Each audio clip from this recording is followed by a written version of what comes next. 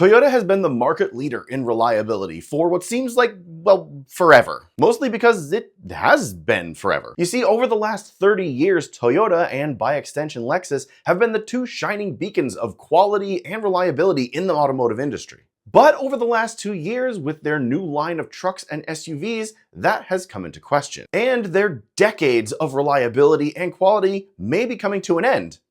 Or is it? Hi everyone, my name is Gregson and welcome to Shifting Lanes Garage. Today, obviously, we're talking about Toyota and why on earth you've been seeing their name alongside unreliable recently in the news and all over the internet. First, let's start where Toyota has been and why they are reliable and known for their reliability in the first place. You see, Toyota has a mentality for quality in literally every aspect of their business, from sales to manufacturing, and it was instilled in them by their founder. Their manufacturing process is second to none, and they have large quantities of inventory that they keep in case of supply chain slowdowns. This was really apparent during the pandemic when supply chains went completely insane. Nobody had parts for anything, and yet Toyota seemingly had parts for everything. It's because they planned ahead. And that also transitions into the quality of their product that is finished once manufacturing is done. If you talk to anybody over the last 30 years and ask what's the most reliable car brand, they're probably going to say Toyota or Lexus. And that's because Toyota a lot of the time over-engineers most of their stuff. Take the legendary line of V8s that Toyota has made for Toyota and Lexus,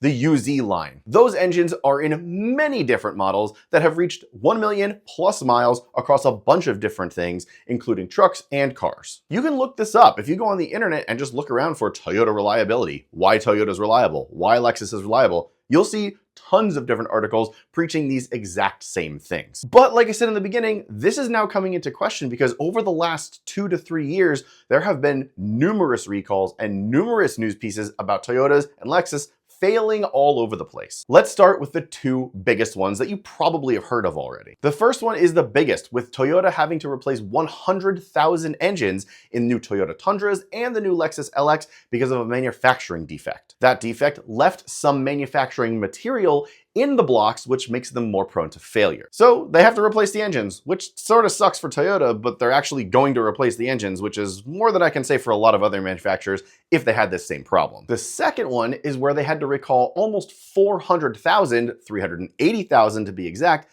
Tacomas from 2022 to 2023. This one was a rear axle defect which had welding debris on it that could cause retaining nuts to loosen and completely fall off. Then after those two, you have others that have been in the news recently. The GR86, and by extension the Subaru BRZ, have had oil starvation issues with their engines where after a track drive or a spirited drive, people are seeing engines fail completely. Some GR Corollas recently have caught fire spontaneously. And on top of that, the new Tacoma also has issues with its transmission, and Toyota has had to replace a couple of them. Does this all ladder up to new Toyotas and Lexuses being unreliable? In a word, no, and I'm going to tell you why. Yes, it's a bummer that these new Toyotas and Lexuses seem to have more failure points than the old ones, but in reality, they don't. There are plenty of old Toyota and Lexus models that have had their fair share of issues as well, and they are also not small. Take, for example, the 2019 RAV4, which has hesitating and lurching issues. They've also had leaky roof racks,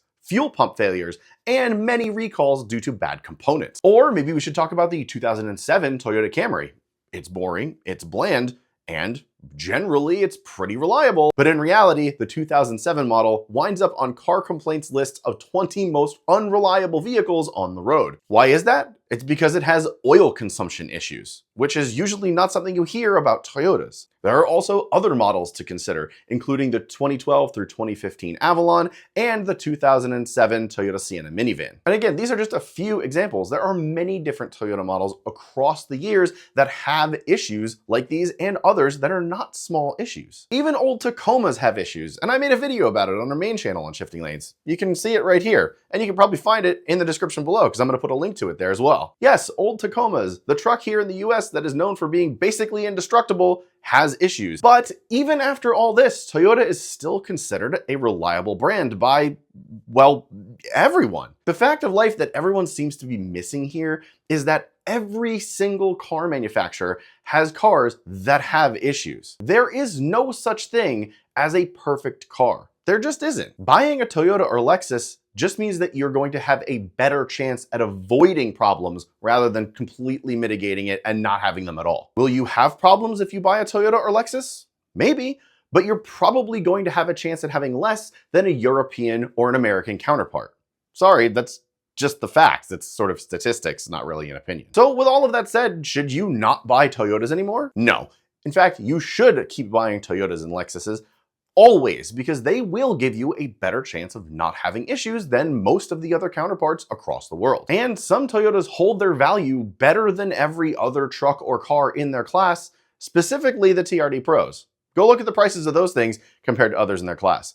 Huge. The best thing to do here is just be smart and do a little bit of research. If you're looking to get a car or truck, go online, see if people are having issues. And if they are, maybe buy the generation prior, because there may be a little bit less issues with that. Or even 2 generations prior, because they are reliable and they're known to be reliable. And they're at the end of their life cycle, which is generally the most reliable version of that car or truck. And quick PSA, just be sure to not buy the first year of a new generation. Almost always you're gonna have issues with the first generation of a new model. So what's going on with Toyota? Well, it's just they're having a couple of manufacturing hiccups and their quality maybe has a little bit less of a reputation than it had. But don't write them off, because if you want the best quality car statistically in the entire world, you should buy a Toyota or Lexus. With all of that said, thank you so much for watching. This is a new series we're doing here at Shifting Lanes Garage, so if you liked it, please let me know if you did or if you didn't in the comments below. If you want to see more car news, you can click the video right here,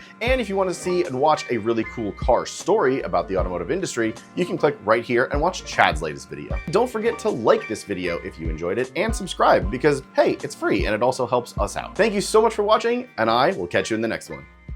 See ya.